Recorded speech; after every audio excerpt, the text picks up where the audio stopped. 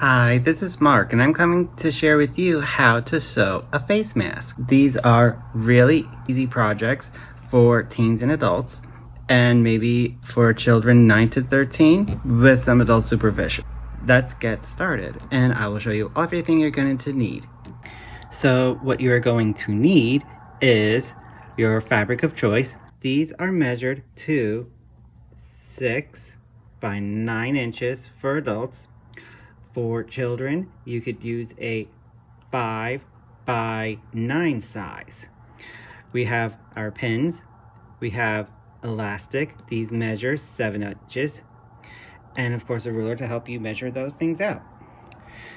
To make your masks, you will need to use your material and, of course, your sewing machine. From here, what we'll do is stitch together the two layers of material. Here I'm just trying to get them even out. See, now if you have something that has a pattern to it, make sure you have it. Let me show you here. So the nicer side is on the inside.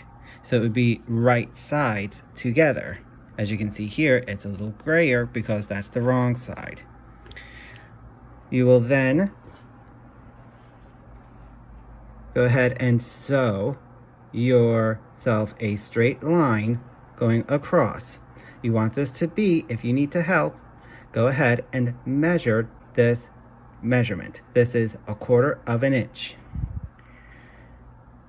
Now, you're going to sew straight across one side. You will sew across the other side, but you are going to leave an opening. I like to back stitch, which means you go forward, and then you press the reverse button on the sewing machine and go back a little and go forward again and stop. You then leave yourself an opening. That could be up to you. This is about 3 of my fingers across. So you want to maybe leave about a 2 to 3 inch opening. And of course you would repeat that on the other side. After you do that, you will then go ahead and pin down the elastic on the inside of your project. See? And you want to make sure it stays nice and straight and even. Don't let any twists happen. If you need to, straighten it out and just gently lay it inside so you can get a nice, even, untwisted ear loop. Once that is all done, we can go ahead and seal those 2 sides in. Just make sure you're using a simple straight stitch on your sewing machine. Sew these down, and let me show you that right now. So again, we are going to just go ahead and sew down here to seal in your sides. And be careful with the sewing machine and your needles. Try not to go over the needle.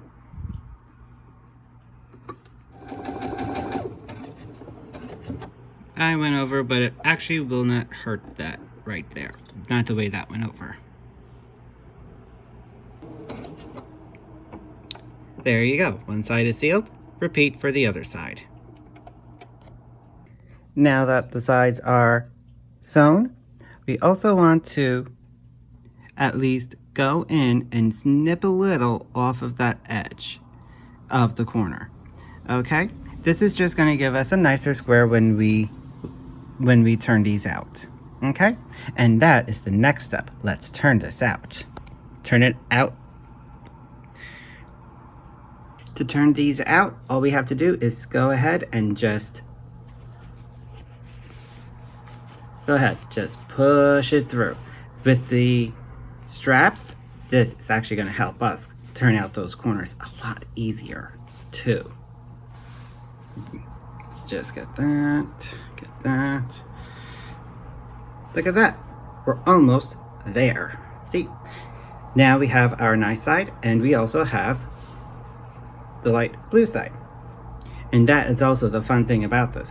You can even make these for your friends and family if you find things they like. Even try using t-shirts. Old t-shirts. You want to use old t-shirts that you don't wear anymore. And now you're just gonna make sure it's all nice and evened out. And then the next thing we do is we actually seal that opening. We will seal this opening by going all around the corners, and then we have to add a pleat to these. And that is not that difficult either, because pleating is what you do when we just shorten the size of this, just like that. See, I just fold it down. See, and it looks like it's folded back there, and the same thing with the bottom. We will end up pleating with only 2 pleats. Measure it for what you want. I rough it out to about 3/4 of an inch of a fold in between. Here is a finished one to explain the rest of the process. So after you get yourself your edges sewn shut, okay, you want to go really close. It's about 1/8 of an inch, but as long as it's a little edge showing, you should be able to do this just fine. This is where maybe a parent needs to help the kids out. All right, but then you want to pleat, like I said, and you can see the pleating here. You can actually, with the lighting, it actually shows better here. And once you make a pleat, you want to at least hold it down. I like to sew a long narrow box here to hold the pleats in, because I find that it actually makes a firmer hold against your face. And when you're done, this is what they kind of look like. So this is my inside part. This is the outside part. This is actually extra material I had from my little sewing stash of fabric. And there you go. You have a nice finished face mask. Ta-da!